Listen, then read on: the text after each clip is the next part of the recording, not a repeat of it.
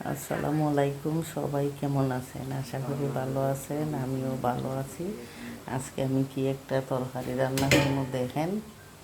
এই যেখানে আছে রুই মাছ, আর আছে এই যে সাজনায় দিয়ে আলু দিয়ে এই মাছ দিয়ে আমি রান্না করবো। কীভাবে রান্না করি প্রথম থেকে শেষ পর্যন্ত দেখবেন। এই যে পাতিলের মধ্যে তেল পেঁয়াজ দিলাম পরিমাণ মতো। এখন আমি লবণ দিয়ে দিই।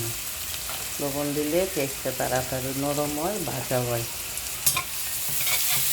পেঁয়াজটা ভালো করে ভাজা হোক, তারপরে কী মশলা দিব আপনারা দেখবেন।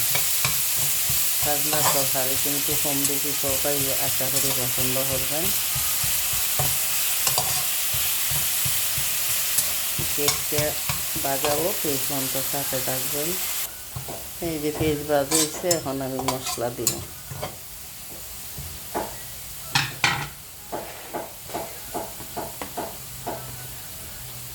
এই যে রসুন,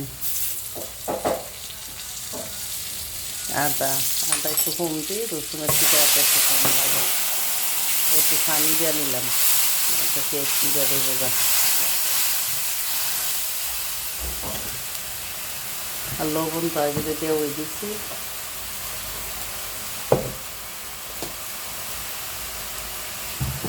হলুদ, মরিচ এইটুকু দিব, কারণ আমি কাঁচা মরিচ দিনের সাথে লেগে শুকনো মরিচ করতে কম দিতে আছি।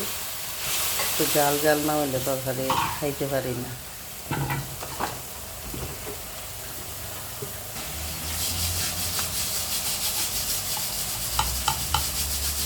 এই যে একটু জিরার গুঁড়া, একটু ধনিয়া। আমি ধনিয়া সব তরকারিতে ব্যবহার করি না, তারপর যদি সজনা তরকারিতে একটু মশলা বেশি লাগে, এর লাগে ধনিয়াও দিচ্ছি। এখন ভালো হইলে মশলাটা কষাই নিব। কষানোর পরে আমি সজনাগুলো দিয়ে দিব।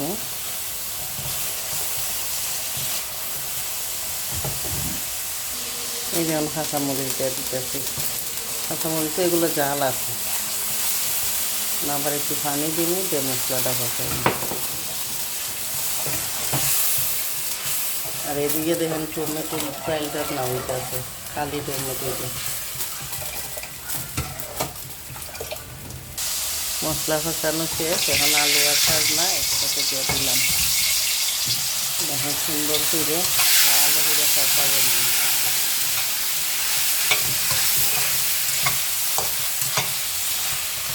নতুন নতুন তরকারি রান্না হলে অনেক মজা লাগে।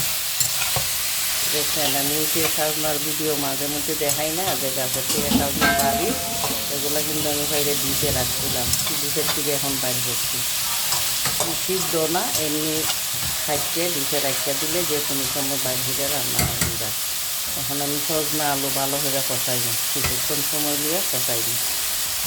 এখন একটু পানি দিল, পানি দিয়ে কষাইতে আমি সজনা কিন্তু একটু সময় নেয়। এই যে দেখুন, এখনও কিন্তু মাছ দিছি না, কালারটা কিন্তু অনেক সুন্দর হয়েছে।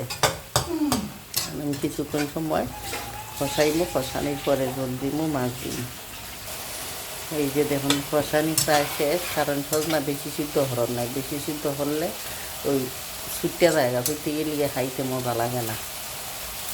একটু শক্ত থাকতো, যেন সাবাইয়া খাওয়া যায়। সাবাইয়া খাইলে মজাই লাগে। এখন আমি ঝুল দেখি।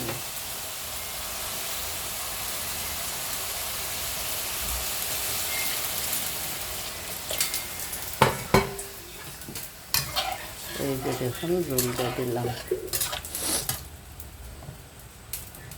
দেখছেন কালারটা কত সুন্দর। তরকারি যে মনোযোগ, তরকারির কালার সুন্দরই হয় মাছটা। এখন মাছ দিয়ে দিব। এই দেখেন মাছ, খালি যে রুই মাছ দিয়ে রাঁধতে হইব এমন কোনো কথা না, যে কোনো মাছ দিয়ে রাঁধতে পারবেন। খাইতে কিন্তু অসাধারণ লাগে। আমি কিছুদিন পরই রান্না করি। একবার রান্না করছিলাম এই মাগুর মাছ, এই ভিডিওটা আছে আমার ফ্রিজে, আপনারা চেষ্টা করলে দেখতে পারেন। এখন আমি ঢাকনাই দিয়ে ডাকিয়ে দিব।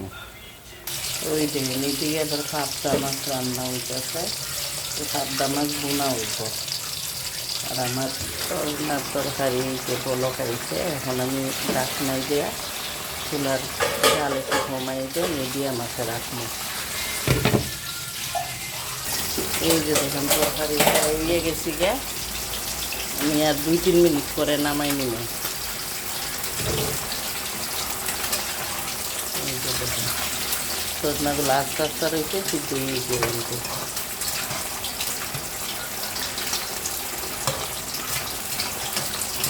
বেশি সময় দমে রাখা যাইতো না, বেশি সময় দমে রাখলে সজনা বেশি সিদ্ধ হয়ে যাবে বা একটু শক্ত শক্ত থাকতে হইবে। এই যে দেখেন আমার তরকারি হয়ে গেছি, এখন আমি ধনিয়া পাতায় দিয়ে নামাই নিব।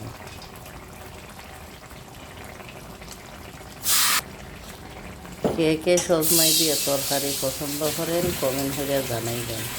আর আমার ইউটিউব চ্যানেলটা ঘুরে আসবেন। আর যারা ফেসবুকে আছেন বেশি বেশি হইলে ভিডিওটা ফলো করবেন। এই যে দেখেন কত সুন্দর কালার হয়েছে সজনা দিয়ে আলু দিয়ে রুই মাছ। আর আমার রান্নাটা যদি ভালো লাগে সবাই লাইক কমেন্ট করবেন, আর যদি পারেন ভালো লাগে পছন্দ হয় তাহলে একটু শেয়ার করবেন। ভালো থাকেন, সুস্থ থাকেন, আল্লাহ হাফেজ।